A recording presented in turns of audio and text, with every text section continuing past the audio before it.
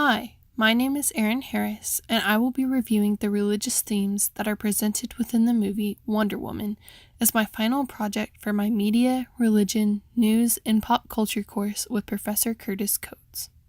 Wonder Woman is a superhero film that was released in 2017 that entails the journey of Diana, our main character, from her original homeland to a land that is ridden with war and corruption.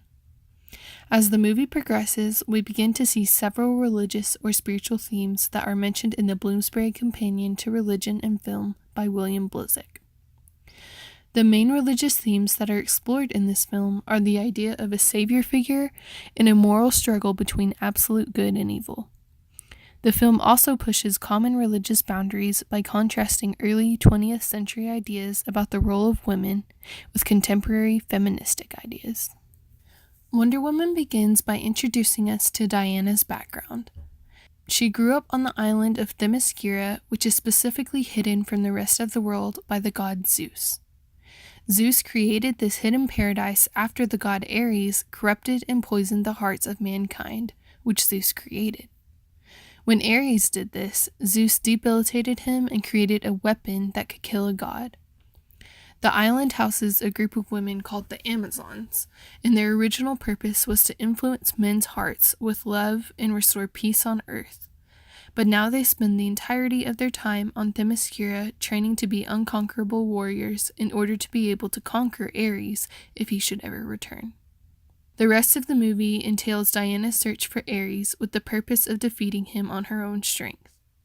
Eventually, she finds out that she's actually the weapon that Zeus created in order to kill a god. Obviously, from a short synopsis of the movie, we can already see the religious themes mentioned earlier. We see the idea of a savior or redemptive figure all throughout the actions and character of Diana. Julian Fielding says in chapter 22 of the Blizek text that to redeem entails doing something on behalf of others because they are unable to do it for themselves. We see this mindset through Diana's sincerity and empathy for innocent people that have been struck by the damages of war within different villages. She believes that she can make a difference in their hardship and is willing to be defeated herself in order to see justice for them. Fielding also says these Christ figures that we commonly see in connections between religion and film are characters who sacrifice themselves so that others may live and be free from evil or hardship. We see this in Diana's bravery in No Man's Land as she boldly goes headfirst into oncoming bullets so that others can get across the clearing. Though Diana is more capable and prepared than these soldiers, it is clear that she is still willing to die for them. The entirety of the movie is a moral struggle between good and evil. Diana meets a man named Steve Trevor who is playing an active part in trying to end the war and prevent the bad guys from succeeding in killing the good guys. Diana is convinced that once Ares has been killed, mankind will return to being good because she believes that Ares is the source of corruption in mankind due to her religious background. Brian Stone, in chapter 29 of the text, says that the function of wisdom is to discriminate between good and evil. Diana and the rest of the Amazons are fluent in hundreds of languages and treasure their ability to retain knowledge, so this fact may serve as an aid in determining good and evil. In contrast, Steve expresses several times throughout the movie that he is not sure that good and evil are so absolute in people. He even believes that he is not strictly one or the other. Finally, the last major theme of the movie is the stark difference between how women were viewed in the early 20th century and the current age. The timing of this film is set during World War I, which means that women did not have the right to vote yet. Before women's suffrage, many people interpreted pieces of the Bible as meaning that women were not to be in any kind of power, anywhere, and were to remain silent on public issues. At one point in the film, Diana and Steve walk into a judicial meeting full of men, and everyone in the room is shocked and cannot believe that a woman had even entered the room. In chapter 10 of the Blizek text, Irene Makarushka says that religion and film contend with the idea and position of women in culture. The idea of women as a reflection of shifting cultural values is a work in progress.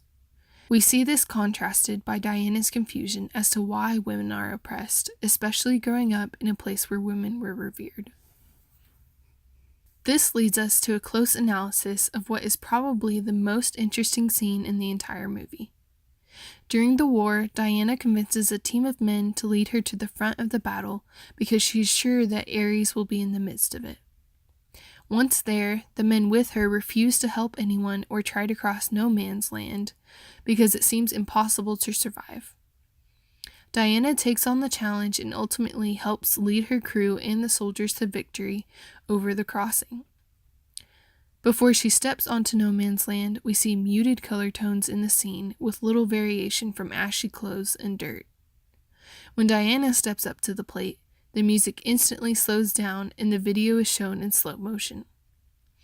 Diana's Wonder Woman armor is a brilliant red, gold, and blue, which directly contrasts with the earlier muted tones of the scene.